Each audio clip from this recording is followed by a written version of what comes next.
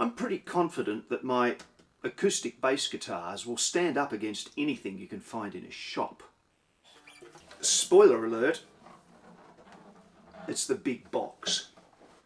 But I'm not nearly so sure that my normal guitars, which as you can see are just scaled down versions of the bass design, are any good. So let's see if we can find out.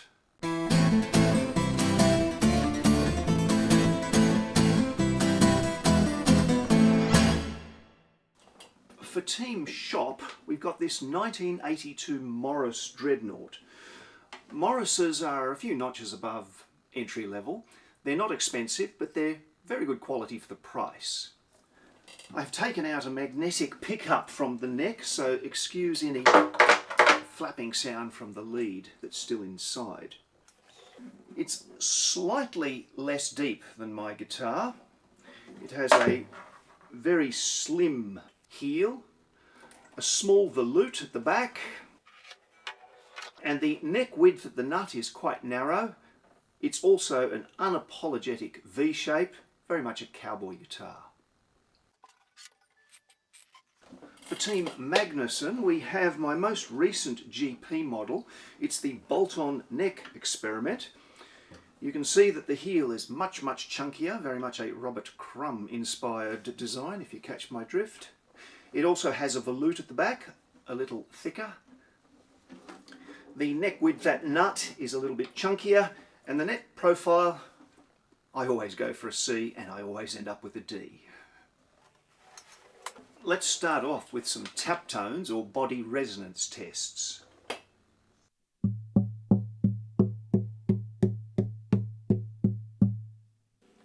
I'm hearing and as the two lowest tones. That's quite high, not nearly as good as we'd be shooting for.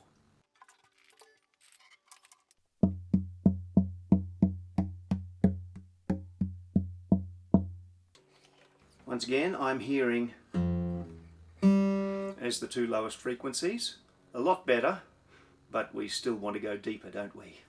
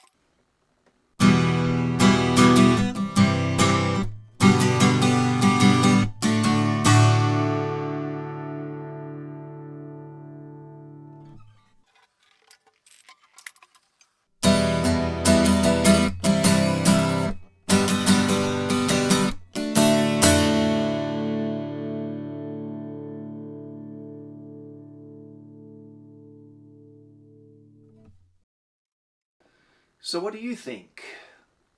I think it went slightly better than I was fearing. This guitar has better bass, better responsiveness, better intonation. When I strummed a full chord, I did think the Morris was doing quite well with the evenness of the strings. On this guitar, the strings in the middle seem to be ringing out a little bit stronger and longer. But otherwise, I'm quite happy. As always, let me know your thoughts, and I'll see you in the next one.